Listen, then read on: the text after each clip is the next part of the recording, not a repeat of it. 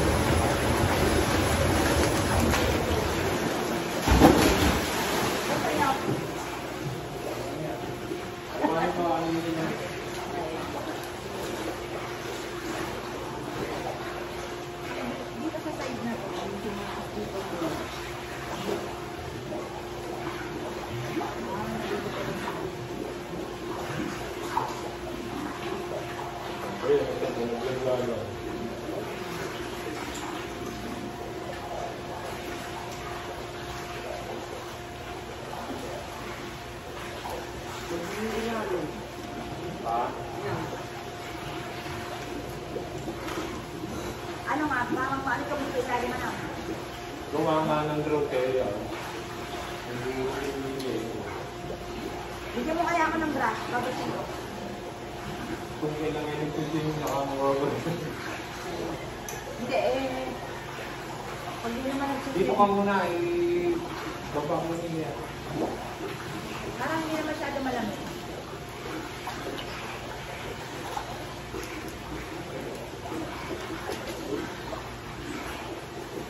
Diyan ha. Smile! Dali, swimming! Swimming ka na, dali, pakita mo. Okay. Mula doon, dali. Nanonood si teacher. Mula doon. Mula dito, pag gano'n. Okay. Dali, pakita mo marunong. Dali na. Okay. 1, 2, 3, go! Oh. Ayun! Naging pala ka. Pakita mo naman, anak. Oh, dali, mula dito. Pakita mo. Yung ano yung papagalan. Dito ka susud ka dito, anak. Okay. Mula dulo hanggang dulo. Okay, 1, 2, 3, go! Wow! Wow! Ang bilis! Nakasano? Napakatagal naman dun! Turuan mo nga kayo din. Mga stroke. Ay, di ko alam yun eh. Bukas, magdala kayo meron ng damit. Turuan nyo ng stroke. Ako mga iron kung marunong ng mga stroke. Kayo. Paano ko? Yung dalawa ni, ay nakakayong dalawa. Game. Gusto. Ang galing talaga nitong batang. Game. 1, 2, 3. Dulo sa dulo ang gusto. 1, 2, 3, go. Yun. Dali mo kasi yung stepping. Saan ang naka-stepping? Hindi sa swimming naka-stepping. Okay, o dyan sa dulo. 1, 2, 3, go. Ayun. Yung stepping kasi, ayaw ko yung pa din eh. Okay. Ayaw, ulit mo anak. Dali, nilulong na yung stepping mo. Hoy, sagipin mo anak. Ano sagipin mo? O, swimming lang. Huwag lang ka swimming. The best daw na, ano to, exercise sa mga may diabetes. Swimming. Siguro kaya nagkaroon ng ganito.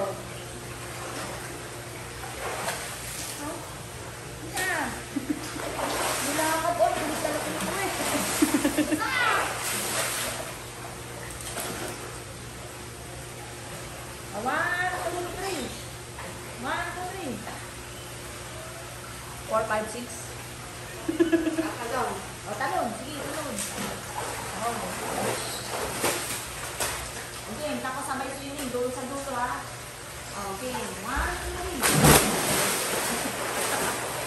Dugong.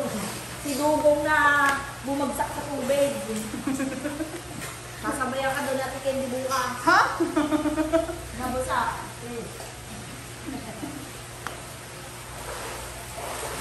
Okay natin. Ngayon pa mga bossing ko, malalaman naman kung anong sasabihin ng doktor. Nandito po kami ngayon sa ospital sa Sinay, dito sa malapit po sa amin sa Biñan, Laguna.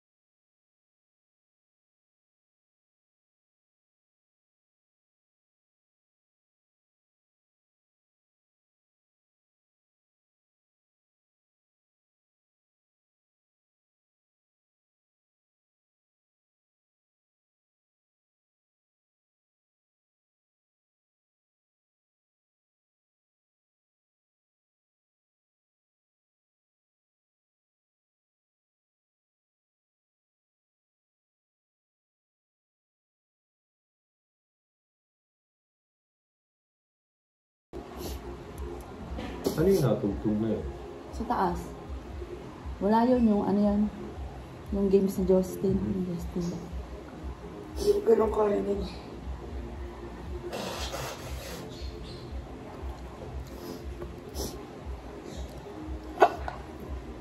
Si Justin, naalala kanina, yung kukuha na siyang blood pressure. Oo. Damo. Ayun, 7:30 na. Dali, si ate. 7:30 ganyan nagising. Namimiss doon Ano pa yung sabi mo? Ako. Dati, ito sasabihin ko lang sa'yo ha. Baka labahan mo. Pang. Di ba, ano ko yun, hotdog ko, yung pula. Yun yung pinakahuling niyakap niya na may video ko na yakap-yakap niya. Baka labahan mo yun. Ay, green, Kaya, green ba yung pula? yung pula. Kaya hindi ko sinasabi, baka labahan mo eh. Hindi. Akin naman yun, hindi ako kay Joey Lynn. Pero yung gabi na, Yung sinugod natin. oo, yakap niya yung nakita mo yung binibidyohan ko, yun yun. Ngayon ko lang nabanggit kasi baka bigla mong labhan. Hindi ko nilalaban talaga yun. Nilalaban yun. Pero yun, sa akin yun. Kumbaga, hindi kasama Niyakap sa... lang niya. Oo. Eh di ba tigi-tigi sa kayo? No? Oo, yung gabi yun, yun ang niyakap niya.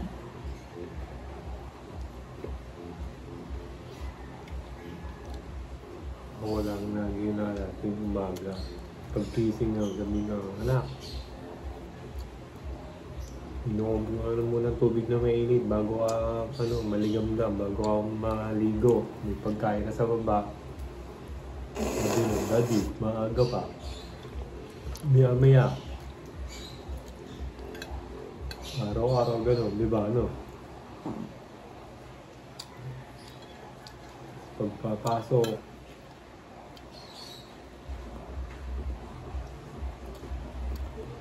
Pag minsan parang okay lang, hindi ka naiiyak. Bigyan mo. Kaso minsan, bigla mong maaalala, maiiyak ka.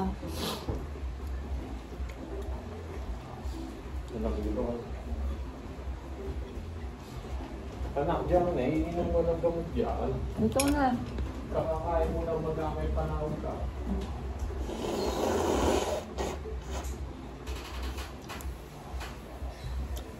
Ito po, papapak lang po ako. Hindi rin ako makain na rin ng rice. Pero kumakain ako minsan ng wheat bread, carbohydrate. Mamaya po magsuswimming po kami. Sabi ko sa anak ko, anak, hindi pa kayo nagsuswimming dyan ng boyfriend mo. Yun nga po si Onan. Mag-swimming kayo dyan. Sabi niya, o sige mami, ipapalinis ko sa daddy mo, sabihin mo lang. Kasi po yung swimming pool, dapat paandarin mo muna, lilinisin bago gamitin.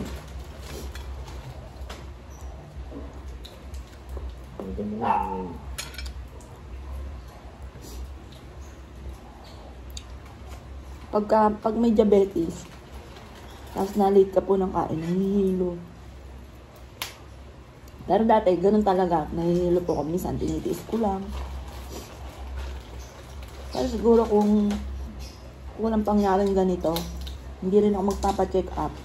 Titiisin ko lang din. Pero ako, panay paalala ko sa inyo, kontra pa kayo sa akin. Tapos kahapon po, basta naisipan ko lang kasi naalala ko si Joelyn na malabo na po yung mata po niya. Hindi siya nagsasabi. Basta nahilo po siya. Tapos sabi ko sa kanya, magpa-check up tayo. Doon nalalaman na 250 yung grado po ng mata po niya. Tapos sabi, ba't daw po umabot agad sa ganun? Ganun po talaga siya sa pool. Hindi po siya magsasabi. Ano ba yun? Hanggat, kung hindi mo siya yayakagin. Pero itong pagkakataon na ito, niyayakag siya ni Joel. Ayaw po niya talagang nag-aaway po sila kasi wala naman daw po siyang sakit. Ba't daw po siya magpapa-check up? Kaya bigla ko po naisip. Lumabo mo na ng 7 years old. Gawa ng kaka-iPad. Kaka-iPad po. May trabaho tayo yun. Naisip ko po na baka itong aking anak na bunso ay tumaas din ng grado kasi yung salamin po niya, wala naman pong grado yung parang protection lang kapag po siya ay sa cellphone. Ang tawag daw yung Radiation. Ayun, astigmatism. Ngayon po, sakto na isip po yun po pala, may astigmatism na po kaming dalawa ni Justin. Tapos, malabo rin po na yung mata po niya. Dati, 25 lang yung vision ng mata niya. Ngayon po, 100 yung kanan, tapos 75 naman yung kaliwa. Tapos, meron na rin po siya astigmatism. Tapos, ganun din po ako. Ako, ano Pares lang, po kami. right side, 25. Ito po, mister ko, 25 lang. Di ba ang normal 20? Siya po, 25. 5 lang yung ano. Pero siya yung nakasalami. Wala din ako astigmatism. Wala din siyang astigmatism. Siya po yung tipo ng tao, yung mister ko. Yan siya yung, pag kami naramdaman kahit konti lang, talagang maalaga po siya sa katawan. Kami naman po, Pag malala na. yan, ako naman, hanggat kaya kong titiisin ko. Tapos, naalala ko, kaming dalawa ng anak ko, ni Joelyn, nakalimutan niya yung salamin niya. I-order po kami. Hindi namin makita yung menu.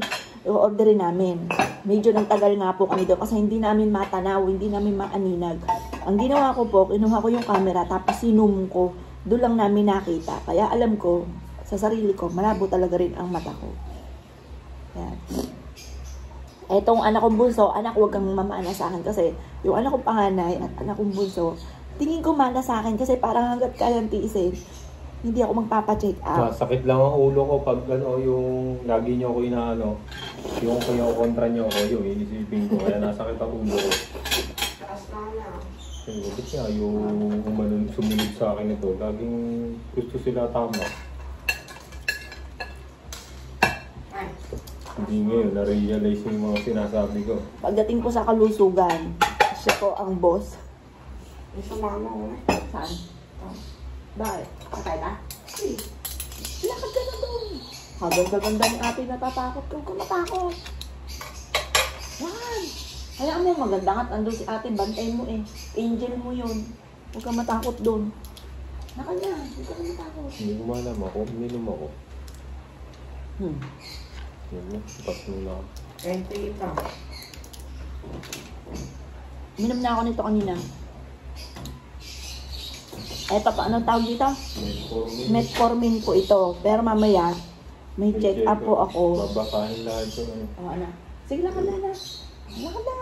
Buhay mo muna yung ilaw ulit. Anak, kaganda-ganda ni ate, tsaka kapatid niya, huwag ka matakot kahit magparamdam yun sa'yo. Kasi po kagabi parang may umiiyak. Doon sa ano, Parang may uungot. parang may umuungot. Pero sabi ko, noong ano, sabi ko lang sa isipan ko, kasi natutulog na po sila baka magising. Sabi ko sa isipan ko, anak, kung malungkot ka man, pinagdadasal ko na maging masaya ka kung nasan ka man ngayon, huwag kang malungkot. Ayun po. Tapos sabi rin po sa akin ng kakalala ko, ng kapatid ko, isipin ko na lang daw po, hindi na si Jovelyn masasaktan. Ayun. Tapos nanonood akong video niya kapag po ako'y namimiss ko po siya. Meron siya nabanggit parang 1 year ago na nag-working student daw po siya. Napaisip ako, working student wala talagang kagawa-gawa po dito yon. Siguro naisip ko na lang yung ex niya, kaya nasabi niya nag-working student siya kasi yun nga po nagtitinda siya ng kung ano-ano. Pero wala kaming kaalam-alam po doon. Kaya sabi ko sa mister ko, sinabi niya sa video na nag-working student po siya 1 year ago. Sabi ko, kung mag-working student dyan eh. Dito nga baby dito sa bahay yun. Dito nga po walang kagawa-gawa po iyon. Kahit anong oras nga ang gumising yun, hindi natin binibilit sa higaan eh, no? Pag gising no, ako pa magtitiklaw. Ano po yon? Yung mga gamit no, ako pa nagdidikpit. Kapatid, damitan niya. Ako rin na nagtitiklop, kaya napagalitan ko po ito nung huli. Sabi ko sa kanya, meron kang walk-in closet na matagal mo nang pinapangarap, tapos ngayon, ayaw mo malang magtiklop. Pinagalitan ko po yon, siguro mga 1 buwan na nakakalipas. Kami, ang pinagtatalunan namin sa kalusugan noon ay kung by October, September. Araw-araw yun. Tapos, tinitraining ko na nga rin po siya na ano eh. Pero nag-video na ng mga nakaraan yun, lagi naglilinis dito. Naglilinis, oo. Pusa. Nitong mga... October na rin yun, siguro bago October na beauty rin. pageant. Mga 10 siguro, October 10, mga gano'n. Magbibideo yun, mami, na wipe out ko na yung binibidyohan mo, malinis na yung baba, yung gano'n, na vacuum ko na. Tapos sasabihin niya, Daddy, nakapag-linis na kanya pati sa kabila. Pati sa kabila, nakapamalansya na rin po yun. Yung uniform ni Justin. Yun ang pinakatulong niya sa amin, na mamlansya po siya. Yung panahon na yun, yung pala parang ano, parang ano siya, parang pahiwatig. May pahiwatig na. Pero sa pool naman, Kasi hindi mo utusan, nagkukusa na siya. Ito, Sasabihin October, siya, ano? tapos na, mga October, October. o September, mga ganon. Katapusan ng mga papasok ang October. Tapos parang hindi siya napapagod sa mga practice pa, no? sa magpa-practice pa. Online pa, meron nakakapag-linis na. Tapos nagtitiklop ng mga damit daw. Tapos yung naglalagay sa cabinet natin ng mga damit ng mga nakaraan.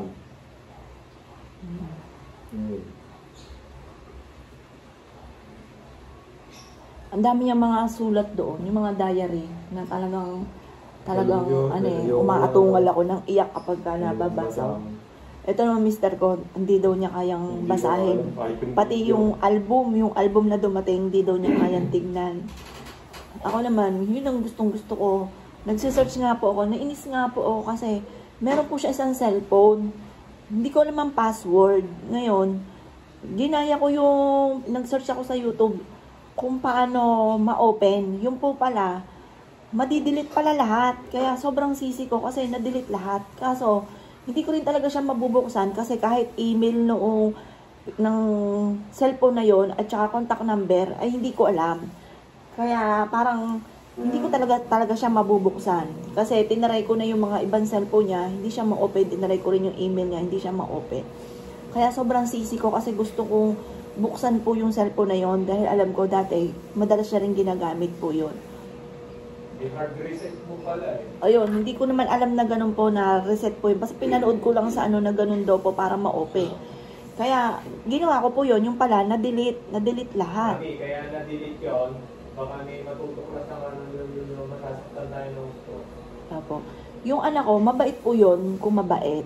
Pero marami po siya ring sikreto na nitong nawala po siya, saka lang namin natuklasan. Ayan, medyo na ano lang po ako yung sinabi po niya na nag-working student daw po siya. Samantalang dito po, kung tutuusin, wala po siyang kagawa-gawa. Ayan, dito ko na po yun. Wala po siyang kagawa-gawa. Kaya parang napaisip po ako na sinabi niya po yung nag-working student po Kaya siya. yung sinabi ko sa akin kanina, mami, nabida ako ng working student. Ayan. Sundo sa ano, makakapag-working student. Oh, yun nga. Sinabi ko po sa mister ko, dati binanggit niya sa video 1 year ago na nag-working student daw po siya. Kaya yung bag niya, kailangan daw po ay ganon, medyo parang malaki. Kasi nga po, nag-working student daw po siya. Kaya sabi ko, napaisip nga po ako na sinabi niya po yun sa video. Siguro, dahil nagtitinda nga po siya, ang may kaugnayan nun, yung ex nga po niya. Ayan. Hindi ko po alam kung hanggang kailan. Minsan, okay po ko. Minsan, sobrang lungkot ko pag bigla ko siyang naalala. Tapos, sasabihin na anak kong bunso, umiyak ka na naman, mami. Pero minsan, sa kilos lang ako ng kilos. Pero pag nagpapahinga na ako, bigla siya papasok sa isipan ko. Or kaya po, habang naglalaba ako, or kaya po, naglilinis ako, nagdidilig ako, bigla siya papasok, naiyak na lang po ako. Ayan. Itong, akala ko, ako, fighter na tao, yung matapang talaga ako, hindi ako iiyak. Akala ko yung mister ko ang mahina, pero, hindi po pala, dahil pagdating sa ganitong sitwasyon, talagang, hindi ko kayang pigilan na hindi umiyak. Pero marami ako mga bossing na pinagdaanan din daw po ito. Meron pong anak ay 20 years old na nawala, meron 15, may 13, may 17. Marami rin po mga ganito yung mga pangyayari.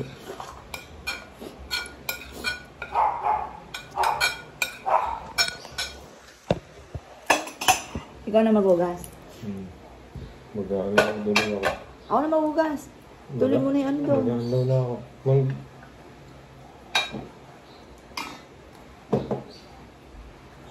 Ako na maghugas niyan. Mag-alaw ka na lang ha. Kaya tulungan po kami. Ganun naman lagi ginagawa ko dati. Ano po yung gawain ko? Naglalaba, naglilinis dito.